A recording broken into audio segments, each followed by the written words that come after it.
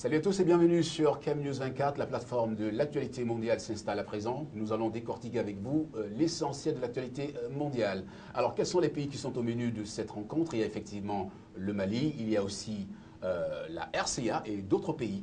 Pour en discuter dans cette émission, notamment, nous avons notre consultant résident, c'est Ghislain Cougan. Ghislain, bonjour. Bienvenue Franck et surtout merci de faire le plaisir de me recevoir sur ce plateau. Alors, comme d'habitude, nous allons toujours parler de pays en difficulté, notamment en ouvrant cette émission par la RCA, notamment un pays en proie à une rébellion.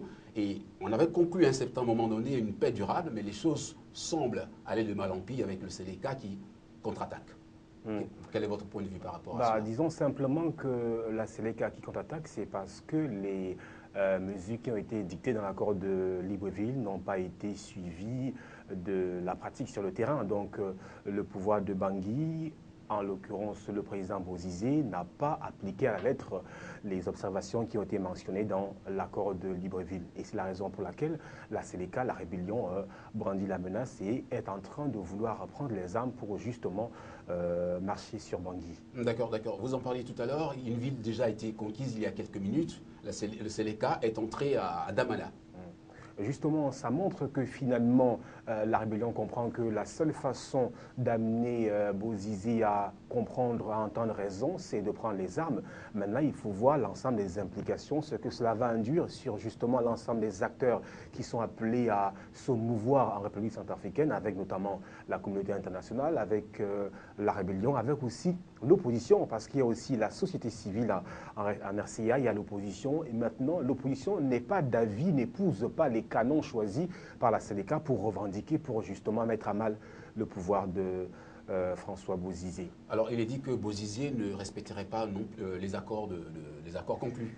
Bien évidemment, puisqu'on se rend compte qu'il y a simplement quelques heures que Bozizé a signé 2 décrets. Le premier décret qui consiste à lever les barrières. Le second décret a justement libéré les prisonniers, qu'ils soient politiques ou prisonniers de guerre. Mais la Seleka estime que les résolutions prises par Bozizé sont prises de manière tardive et que maintenant il est justement question que Bozizé puisse partir. Et comment? Le problème, c'est la façon dont on veut faire partir Bozizé du pouvoir avec justement les armes. Et vous savez, les armes n'ont jamais été une solution pour résoudre pacifiquement et surtout définitivement une crise.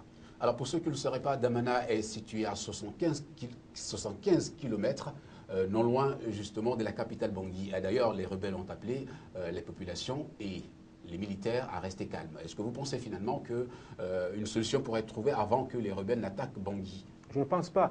Vous voyez, l'invite justement de la rébellion aux populations à rester calmes, c'est justement leur demander de ne pas rester calmes. Vous ne pouvez pas, dans une situation aussi confuse, aussi critique, où votre vie est mise en péril, être calme. Maintenant, comme je le précisais, la position de l'opposition est intéressante et de la société civile qui appelle les différents acteurs à discuter davantage, notamment des accords de Libreville. Et vous avez également écouté l'intervention de la communauté internationale du Conseil des Nations Unies qui met en garde justement les rebelles, mais aussi interpelle Bozizé de n'avoir pas appliqué à la lettre l'ensemble des revendications. Donc vous comprenez que finalement, les torts sont partagés. D'une part, la Seleka qui quand même a le Premier ministre et il convient de rappeler ceci pour le relever parce que lorsque vous avez lu un tout petit peu le contenu du message transmis par le Conseil des Nations Unies justement à l'encontre de Bozizé ou alors de Bangui, vous comprenez qu'on incrimine les deux parties prenantes. Et la remarque qui est pertinente, M. Dali, dans ce cas, c'est qu'on fait comprendre qu'en fait, c'est le Premier ministre de transition qui est Nicolas Tchangaï qui élu. Il revient à ce Premier ministre-là de gouverner. Ça veut dire qu'on dit, comme si on légitimait, on disait que voilà, c'est à la Seleka justement de diriger. Et vous savez que Nicolas Tchangaï est le Premier ministre qui est quand même issu de la Seleka. Donc, le Conseil de sécurité fait part de ce qu'il revient au Premier ministre qui a été nommé et donc à Nicolas Tchangaï de gouverner, de gérer le gouvernement d'union nationale. Comme pour dire que Bozizé, franchement, n'a pas grand-chose à faire. Donc, à vous comprendre, Bozizé, pour l'instant, il est out. Tout simplement, il est vraiment mis à mal et je pense qu'il aurait dû coopérer. Mais il faudrait le relever également que l'une des raisons fondamentales pour lesquelles justement la rébellion, la Seleka veut marcher sur Bangui, c'est que Dans l'accord, il y avait le fait que les troupes sud-africaines devraient quitter Bangui. Or, c'est une mesure qui n'est pas prête d'être appliquée par Bouzizi de peur pour sa sécurité. Parce que si jamais les troupes sud-africaines quittaient Bangui, vous voyez que ces troupes-là laisseraient libre cours finalement à la Séléka, qui dans cette affaire n'a pas forcément la confiance de Bouzizi, puisque ces deux parties prenantes sont dans une sorte de bras de fer. D'accord, ok. Nous vous remercions. Ghislain, pour cet éclairage. En tout cas, nous partons pour un autre pays, c'est justement le Mali. Le Mali où la guerre pourrait laisser des traces, la fin de la guerre pourrait laisser des traces, notamment pour ce qui est des accusations portées contre l'armée malienne. À ce propos d'ailleurs, le président Diakounda Traoré nous éclaire sur les accusations de la France, notamment pour ce qui concerne les actions commises par l'armée malienne sur les populations et également sur les civils. Mais je peux vous assurer que ni au niveau de l'armée malienne, ni au niveau des populations maliennes, on ne peut parler, à proprement parler, d'exaction. Les représailles ne seront pas tolérées par les autorités maliennes, par le gouvernement malien et par moi-même. Que toute personne qui se rendra coupable d'exaction devra en répondre devant les juridictions maliennes ou devant les juridictions internationales s'il y a lieu. Alors, Ghislain Kougan, nous venons d'écouter à l'instant le président malien qui déjà est en train de se retirer par rapport aux accusations que les parties prenantes dans cette crise-là portent sur l'armée française. Et quel est votre point de vue par rapport à ce sujet? Disons simplement que la diplomatie est en marche avec ce langage, ce jeu de chaises ou alors de mots. Vous voyez que l'accusation qui a été portée par le ministre des Affaires étrangères, Fabius, justement, vise à protéger les soldats français qui se déploient dans le Mali. Vous savez aussi également qu'à chaque fois, quand une crise se termine, ou alors quand il y a ce qu'on peut appeler la phase des répliques, vient maintenant la communauté internationale à travers la CPI qui brandit son veto et cherche les coupables pour justement les punir. Il est donc question, dans la démarche de Fabius, de protéger les Français et de remettre toutes les dérives qui pourraient être relevées sur le terrain, sur le dos de l'armée malienne. C'est la raison pour laquelle le ministre des Affaires étrangères français fait état de ce que le gouvernement malien doit surveiller son armée qui, de son point de vue, perpètre des exactions sur les populations. Est-ce que finalement, ce n'est pas une injustice, ça, cette façon de procéder, de traiter le partenaire militaire malien? Je par pense, la France. justement, maintenant, est-ce que c'est une façon injuste? Vous savez, la politique, la guerre, il n'y a pas de justice dans la politique. Hein. La diplomatie, c'est une chasse, une guerre où ce sont les intérêts qui prévalent. Maintenant, on peut comprendre la démarche de Fabius, mais pas forcément l'accepter. Pourquoi? Parce que vous savez que dans le nord du Mali, précisément, ce sont les militaires français qui se battent dans les montagnes des Ifoga. Et dans ces montagnes-là, il n'y a pas les soldats maliens, puisque les soldats maliens ne sont pas suffisamment équipés pour justement batailler à ce niveau. Donc, à partir du moment où ce sont uniquement les soldats français qui bataillent dans le nord du Mali, notamment dans les montagnes, on comprend que ces soldats-là peuvent poser des actes inhumains, ou alors des actes inhumains, pardon. Maintenant, on peut donc comprendre la démarche de Fabius qui vise à protéger ces soldats-là, puisque si ces soldats commettent des exactions, forcément à travers Fabius, il faudrait qu'on impute ces exactions-là à l'armée malienne. Donc... D'accord. On ne finira pas avec ce sujet, notamment pour ce qui est des rebelles, pour faire une petite transition du côté du Cameroun, où des rebelles ont pris des Français en otage, et jusqu'à présent, on n'arrive pas à retrouver ces Français. Vous avez un point de vue par rapport à ces sujets? Je pense que cela traduit simplement le fait qu'aujourd'hui, le monde est galvaudé, le monde est pris en otage par ces cercles ésotériques, par ces profondeurs de la religion ou de je ne sais quoi qui mettent à mal le pays. Maintenant, le Cameroun, qui est un pays de paix, qui est un pays où il est difficile d'avoir ce genre de situation, est également confronté, comme pour montrer qu'aucun pays au monde n'est à l'abri des actes barbares et terroristes. Maintenant, vous avez vu la venue du ministre français des Affaires étrangères au Cameroun, une visite éclair pour justement s'enquérir de la situation maintenant. Et lorsque les rebelles, ou alors Boko Haram interpellent directement le président camerounais, c'est justement pour que des solutions soient trouvées. D'accord. Juste là, nous reviendrons tout de suite sur ce sujet. On reste en images. Nous vous proposons quelques extraits. Le document daterait du 15 mars. Pour l'instant, il s'agit d'extraits sonores. La voix a déjà été authentifiée par la famille des otages. Mon nom est Tanguy Moulin-Fournier. Sur la bande, un homme se présente comme étant un membre de la secte islamiste Boko Haram. Un autre s'exprime ensuite en français puis en anglais. Il dit s'appeler Tanguy Moulin-Fournier. Il évoque des conditions de vie très dures, surtout pour les enfants. Il rappelle ensuite les exigences de Boko Haram. Le groupe islamiste veut la libération de ses membres emprisonnés au Nigeria. Les preneurs d'otages souhaitent montrer qu'ils détiennent toujours les otages et que ces otages sont toujours en vie. Ce message intervient approximativement au même moment que la visite du ministre des Affaires étrangères français Laurent Fabius au Nigeria, où il s'est entretenu avec le président nigérian Goodluck Jonathan. Et donc c'est peut-être un moyen pour les preneurs d'otages de faire pression en fait sur les autorités françaises et les autorités nigérianes afin que les négociations s'accélèrent. Tanguy Moulin-Fournier demande à l'ambassadeur de France de tout mettre en œuvre pour qu'une solution soit trouvée. Le message s'adresse aussi aux autorités camerounaises et plus précisément au président Paul Biya, présenté comme le seul espoir de libération de la famille. Le 25 février dernier, une première vidéo des otages avait été diffusée sur Internet. On y voyait les 7 membres de la famille Moulin-Fournier entourés de leurs ravisseurs, ces derniers disant appartenir à la secte Boko Haram. Alors, Laurent Fabius au Cameroun pour plaider la cause des otages français. Que peut faire le Cameroun, ou notamment le chef de l'État Paul Biya, dans cette prise d'otages?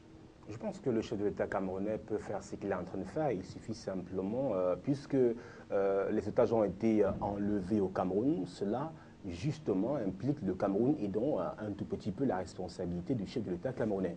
Maintenant, sur le plan de la gestion de cette crise, entre guillemets, forcément, les autorités camerounaises avec les autorités nigérianes et françaises travaillent ensemble pour trouver une solution qui permettrait de libérer les otages. Mais la posture de la France qui dit ne pas négocier, ne pas payer des rançons peut également être préjudiciable à ces otages-là.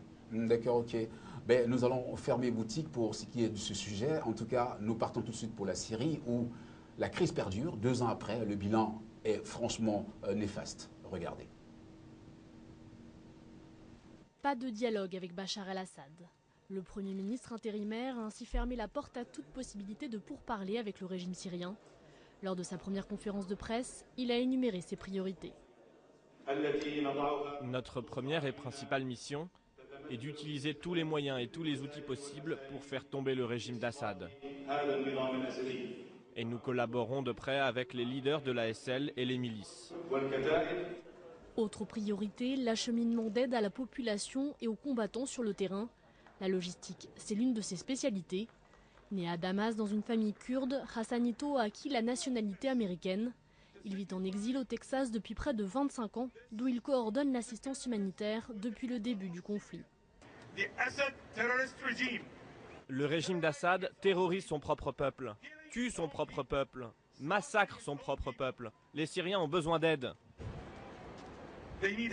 Le nouveau gouvernement devrait être constitué d'ici 1 mois. Hassanito s'est voulu rassurant, l'exécutif ne sera pas fondé sur des intérêts politiques. Une manière de répondre à ceux qui accusent les frères musulmans d'avoir imposé sa candidature. Voilà, juste là, nous venons d'écouter tout à l'heure on dirait le point de vue, ou du moins la déclaration du Premier ministre de l'opposition, position reconnue légalement ou mondialement.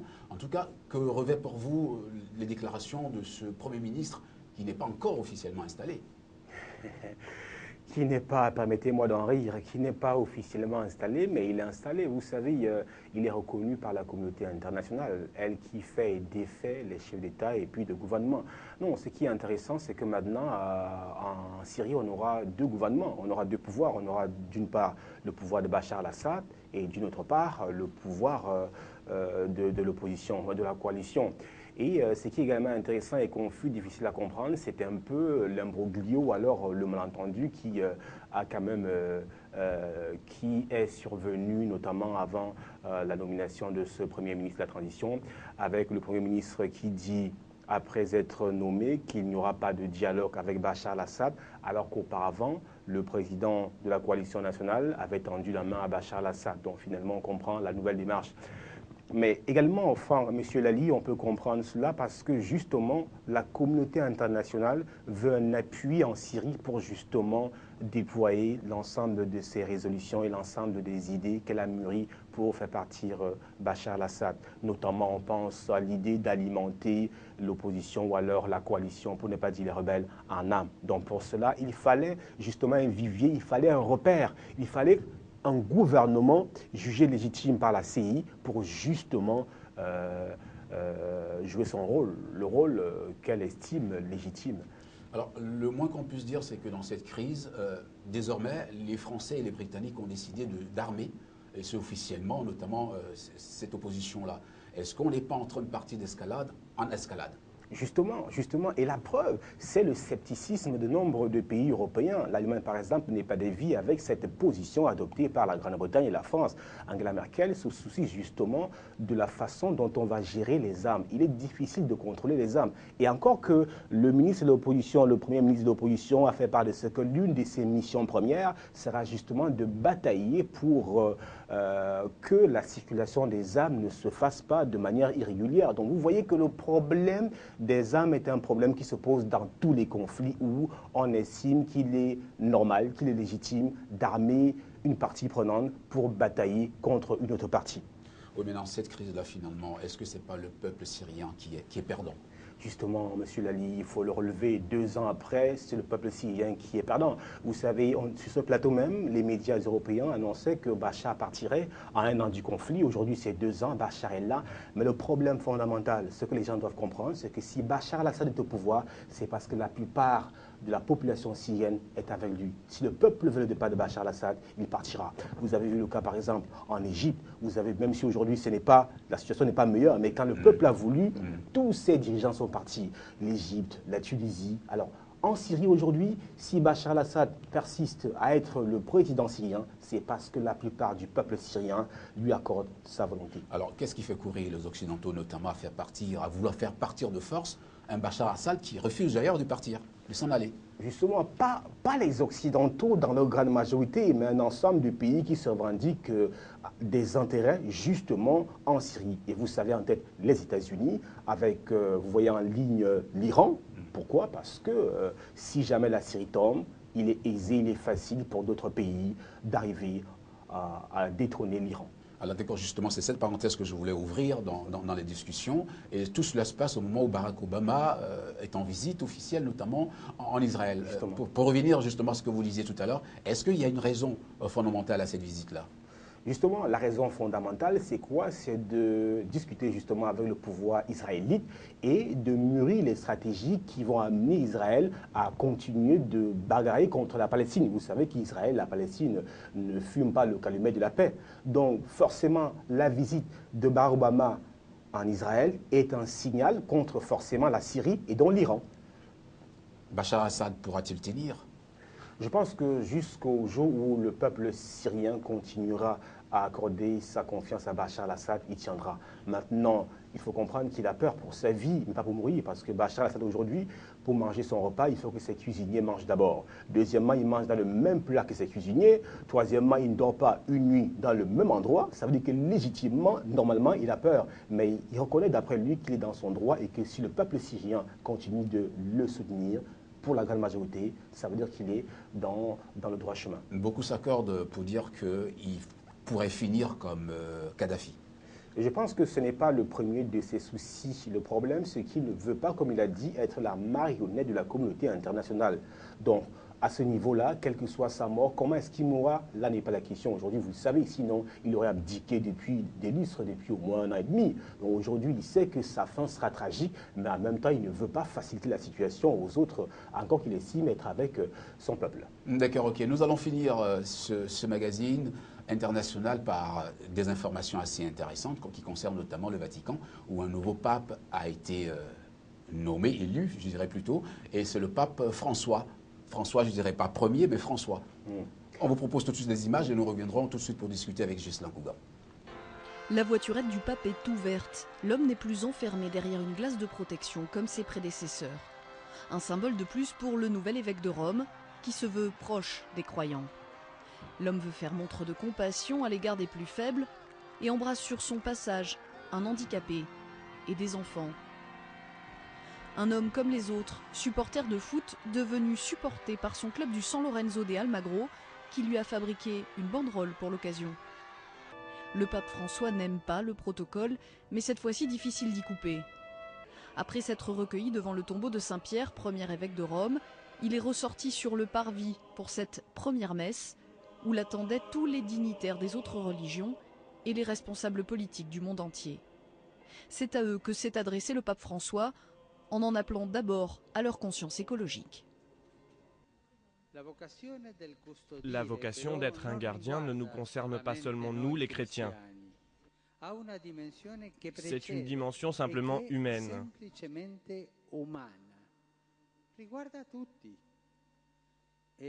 C'est le fait d'avoir du respect pour toute créature de Dieu et pour l'environnement dans lequel nous vivons. Ils étaient des centaines de milliers place Saint-Pierre, parmi eux de nombreux Argentins venus saluer leur pape, drapeau en main. Après la célébration, François a dû endosser le rôle de chef de l'État du Vatican, saluant tous les dirigeants présents, dont la présidente argentine qui lui avait demandé la veille d'arbitrer la dispute qui l'oppose à la Grande-Bretagne autour des îles Malouines, et le président zimbabwéen Robert Mugabe, pourtant théoriquement interdit de séjour sur le territoire européen depuis plus de 10 ans. Alors, de Benoît à François, il n'y a qu'un pas que le monde a franchi, notamment pour ce qui est de la papauté. Quelle est la différence entre le pape qui est parti, Benoît notamment, et ce nouveau François? Bien évidemment, avant de répondre à cette préoccupation, la dernière fois, on demandait la différence entre le pape Jean-Paul II et Benoît XVI. Maintenant, c'est la différence entre Benoît XVI et François. Simplement, c'est que le pape François est beaucoup plus ouvert, il est beaucoup plus jovial, il est beaucoup plus convivial également, il est beaucoup plus, disons qu'il respire la joie de vivre, il est beaucoup plus ouvert, comme je l'ai dit, alors que Benoît XVI était beaucoup plus réservé, il était beaucoup plus... voilà, il n'était pas quelqu'un qui parlait longuement, qui avait des phrases légères, il était beaucoup plus pointu, il était davantage dans le carillon, dans le prototype du pape qui pense qu'il est bien de prier Dieu, d'être toujours sérieux. Vous voyez pourquoi l'Église puisse emprunter ce chemin-là. D'accord. Vu d'Afrique, on aurait forcément estimé qu'un Africain succède à Benoît, et malheureusement, ce n'est pas le cas. Est-ce que l'élection d'un noir pape vous aurait, vous, inspiré positivement? Personnellement, je ne suis pas partisan de cette sorte de lecture. Pourquoi à chaque fois qu'il y a quelque chose au monde entier qui amène à une élection, les Noirs estiment qu'il faudrait qu'il y ait un Noir? Vous voyez, l'histoire nous parle. Hein. Barack Obama, quand il a été élu président des États-Unis, on a dit, voilà un Noir, maintenant on verra. Fatou Bensouda, les Noirs, les présidents de la CPI, ça n'a rien changé du tout. L'ONU, qui est la plus grosse organisation mondiale, a eu un Noir, Kofi Annan, qui a été secrétaire général, qui a été prix Nobel de la paix, a été secrétaire général de l'ONU, qui est la plus grosse organisation mondiale. Ça n'a rien changé. Pourquoi aujourd'hui toujours s'entêter à vouloir dire est-ce qu'un Noir pourrait? Non, je pense que c'est un faux débat. Et pourquoi pas un Noir, mais ça ne devrait pas être une obsession, c'est-à-dire qu'une évolution. Les Noirs n'ont pas besoin d'être au perchoir pour montrer qu'ils sont capables. D'accord, ok. Une question, quel est votre avis par rapport à la papauté? Vous pensez quoi? C'est une institution de domination, un peu comme les Nations Unies, ou juste un club Je ne m'hasarderai pas à qualifier la papauté de club, mais disons que c'est une institution religieuse qui vise justement à faire passer le message de Dieu. La papauté n'est pas différente de l'islam, de l'ensemble des croyances, à travers le message. Maintenant, c'est vrai qu'à travers la symbolique, on estime que la papauté a un peu plus le dessus sur les autres obédiences religieuses au monde entier. Vu un peu le statut qu'a le pape, vous savez, le pape est le chef de l'État du Vatican. Oui, le Vatican qui est un État dans un État. Je comprends bien, mais est-ce que la papauté, finalement, ce n'est pas une institution de domination? C'est la question plutôt que je voulais vous poser. J'attendais une réponse concrète.